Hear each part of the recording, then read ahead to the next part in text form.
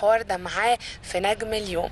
معنا ومعاكم السكوب، معاكم كمان اكسكلوسيفلي او حصريا على شاشة السينما كمال موماد.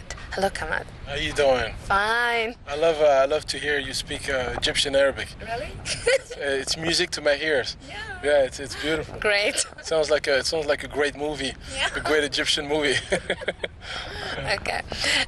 I'd love to talk about your movie business. Let's start from the beginning. The first movie you have shooted or you have been there in America and decide to be in the movie business in LA or something. Well, for me, it's the first film that I was casted in was a big movie. It was a film called Semi-Pro, and I just finished playing basketball, professionally, and I was a model, and I was doing a lot of commercial work. And my agency, I had an agency in Portland, Oregon, who basically submitted me for this project, saying, they're looking for basketball players, so they sent out my pictures, and I got a call, and it was kind of like what we call in America a cattle call, where there's thousands of people that show up, so it's very competitive, and they went from maybe 2,000 or 3,000 people to a few hundreds, and then from a few hundred the next day to another, they went from like 3,000 to 500, and then the next day they cut people from 500 to 200, and then the next day they cut it down to from 200 to 80 people, and then from that 80 people they picked 45 people that they liked that was going to be heavily featured, and then subhanallah, I kept on being selected, and then finally out of all the people, I was one of the few, probably the only that got a lot of camera time, and it was a great part for me because I was playing a basketball player, and I got to be on set with amazing actors. Will Ferrell was a great comedian. Woody Harrelson was one of my favorite actors. I think he's very underrated, but I've always loved his work, and I loved him in White Men Can't Jump. As a kid growing up, I watched him in White Men Can't Jump. So, and there was Andre 3000 from the Outcast. So it was a great cast. I got to be on set. It gave me appreciation for the work of an actor, appreciation for the business, appreciation for being on a part of a big production.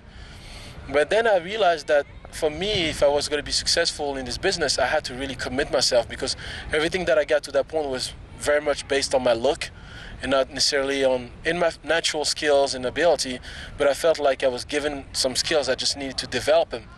So I decided to commit to acting and take classes and really study. And that's what I did. I took a lot of, like my agency sent me out into a class, and I developed a passion for acting. I really loved the craft, the process of the actor, of developing a character and bringing a character to life, and all the different stage of that process is something that really I enjoy the most. It's very difficult. It can be very demanding. It can be at times very moving, but every time you bring a new character to life, you grow. So I decided to do that, and I started working with a lot of small independent directors or people that are still in school, study to become, great, the directors of tomorrow. And I did some incredible films. I did a film with a great photographer named Dave Hill. He was a great photographer, and he directed his first film called The Reflector. And I play... the concept of the reflector. The Reflector is the story of two young Americans that travel to South Africa in the 70s because they want to count the ring of Saturn. And it shows their journey, but in the process, one of them make a terrible mistake, and I play the captain of the South African police force. So I'm the one chasing them in the desert, and it has that, I bring that intensity in that, that protagonist of the guy who's on a mission to catch these people because they've committed a crime.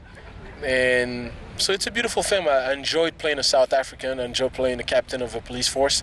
I did another movie with a great director that I respect. His name is Derek Pretty Boy Doe. He's from Chicago, and is a young up-and-coming director out of USC. And he gave me the lead in his first film called Suicidal Thoughts. And it's a movie about a young man who committed suicide. And in that film, the process of learning about people that depress, people that want to kill themselves, doing all the research, talking to people that tried to kill himself and failed, thanks God, is something that really resonated with me and moved me. So that's one of the films that I like the most, because it was one of my first short, and it was a very dramatic piece. It was a very engaging and deep piece where I had to really bring a lot of emotions and show these guys really depression. So it was one of the other films, but I worked on a film that's coming out next year called Default with David Olewoyo, a great actor from England. He's of Nigerian descent, somebody that I really like. I like his work. I play a UN interpreter in the film. It's a small part, but my acting coach always tells me that there's no such thing as a small part. In a film, there's only small actors. Every part is a big part. You could be in one scene and you could have no dialogue, but just because you being in the scene and the way, it's not about acting, it's about reacting. It's not about reacting, it's about becoming. You being in that scene will validate somebody else's performance. So I think I love great lead actors, but I prefer supporting roles, because I think supporting roles is what really gives an entire performance as a collaborative effort, not just the lead guy. And a great supporting actor validates a great actor, so I love doing that.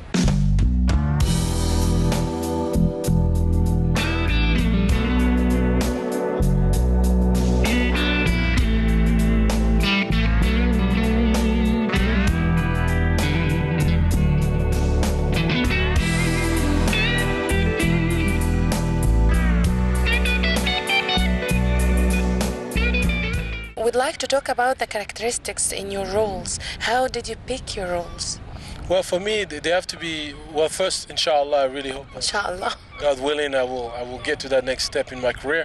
The way I see a role is that I really, for me, it has to be something that has to have value. The character has to have a purpose, someone that has to have a certain set of ethics and set of values, and I have to recognize myself in the part.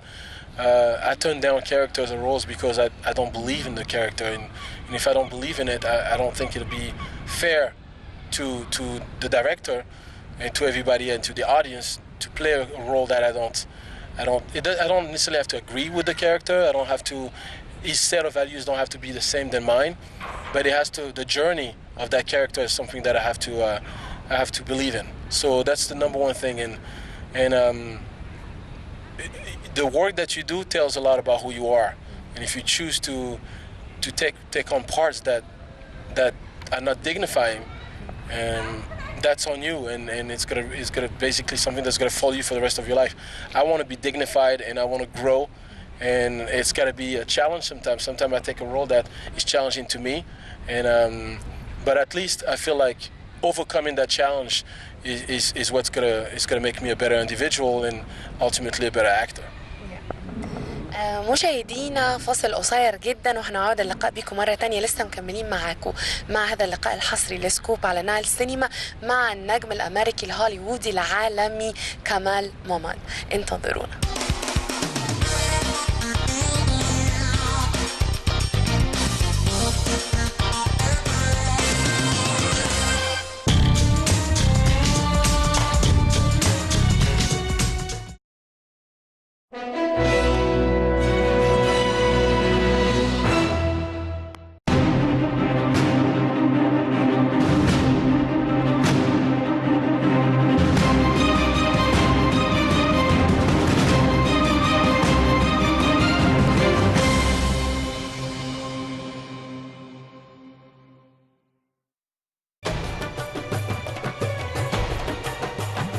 معانا موضوع النهارده مهم جدا، قضيه واشكاليه مهمه جدا في عالم السينما. السينما الهنديه، الهند على ضفاف النيل، حلقه خاصه عن السينما الهنديه بمناسبه مهرجان الهند على ضفاف النيل. هذا مهرجان ثقافي وفيها يعني فعاليات كثيره. اكبر جائزه بيحلم بيها اي فنان هندي هي الجائزه القوميه اللي هي ناشونال أوورد. اهداف كبيره في المهرجان لتعزيز